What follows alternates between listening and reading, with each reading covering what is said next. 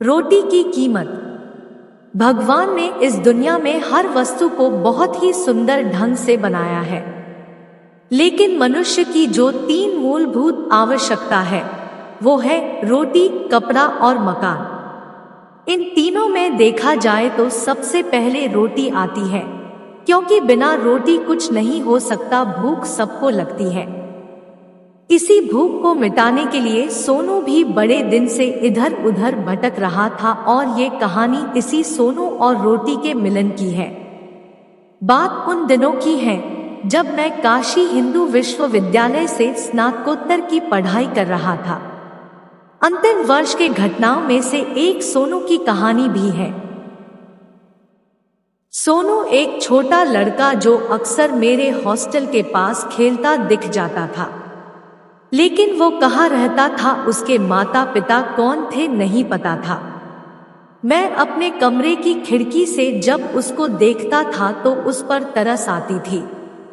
एक दिन मैंने उसको बुलाया और हॉस्टल के बाहर बेंच पर अपने साथ बैठने को कहा, लेकिन वो डर के कारण मेरे पास नहीं आया और भाग गया। मुझे बड़ा बुरा लगा कि क्या मैं इतना डरावना हूँ कि बच्चा मुझे देखकर भाग गया। मैं उठा और वापस चल दिया। एक दिन जब मैं शाम को टहल रहा था तब मैंने देखा कि वो बच्चा बाहर रखे जूठे में से खा रहा था।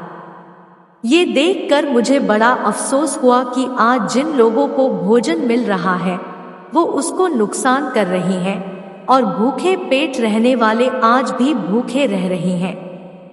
ये सब देखकर मेरे आंसू निकल गए और मैं उस बच्चे के पास जाकर कहने लगा, बेटा ये क्या कर रहे हो, इस झूठे खाने से क्यों खा रहे हो।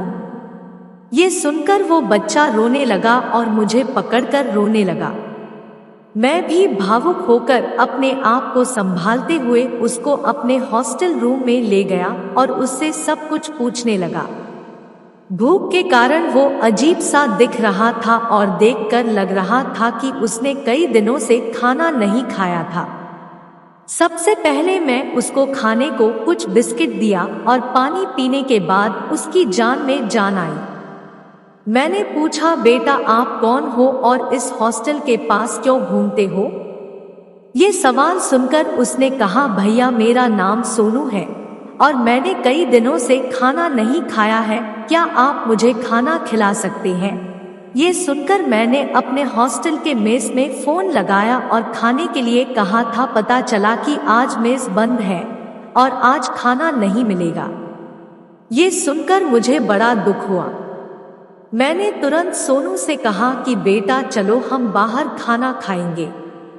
ये सुनकर उसने कहा, भैया मैंने कई दिनों से खाना नहीं खाया है, बस एक रोटी खिला दीजिए। ये सुनकर मुझे बड़ा आश्चर्य हुआ कि बस एक रोटी की भूख। बिना समय गवाए मैंने सोनू को लेकर एक होटल में पहुंचा और वेटर को खाना लगाने के लिए कहा। वेटर ने खाना लगाया और सोनू और मैंने खाना खाया। सोनू के चेहरे पर दिख रही संतुष्टि देखने लायक थी। खाना खाने के बाद हम दोनों घाट पर जाकर बैठ गए और सोनू ने अपनी पूरी कहानी बताई। सोनू दरअसल एक अनाथ बच्चा था जिसने कुछ दिन पूर्व ही अपने माता जी को खोया था। पिताजी बहुत पहले ही उसके जीवन से जा चुके थे। माता जी की मृत्यु के बाद उसको कुछ समझ नहीं आया कि वो क्या करे, बस भटक रहा था। बस एक रोटी की ख्वाहिश लिए वो भटक रहा था। इस रोटी के लिए उसको कितना इंतजार करना पड़ा। कहानी सुनने के बाद मैं उसे एक अनाथ आश्रम में छोड़ आया और उसको बता आया कि कभी कोई जरूरत हो तो मुझे बताना, और ये मेरा नंबर और पता है। इतना कहकर मैं वहां से निकल गया, लेकिन उसको छोड़ने का मन नहीं कर रहा था। लेकिन मैं कुछ कर नहीं सकता था क्योंकि मैं हॉस्टल में रहता था। रात भर ढंग से सो नहीं पाया और बार बार उस सोनू का ही चेहरा दिख रहा था। कब सुबह हो गया पता नहीं चला। मैंने सोचा चलो सोनू को देख आता हूँ, और रास्ते में यही सोच रहा था कि कुछ दिन उसे अपने पास ही रख लेता हूँ और वार्डन से बात कर लूंगा। मैं खुश था कि अब सोनू मेरे साथ आएगा। लेकिन ये खुशी थोड़ी देर में गम में बदल गई जब पता चला कि सोनू की देर रात मृत्यु हो गई। दरअसल भूख के कारण जो झूठा वो खा रहा था उससे उसको इन्फेक्शन हो गया, जिस कारण उसकी मृत्यु हो गई। ये सुनकर मैं रो पड़ा और सोनू की अंतिम यात्रा के साथ सोनू मुझे छोड़कर हमेशा के लिए चला गया।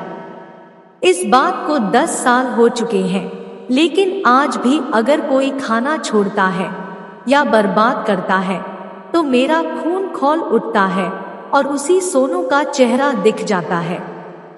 उम्मीद है कि आप लोग भी रोटी की कीमत समझे और अन्न ले उतना थाली में जो व्यर्थ न जाए नाली में।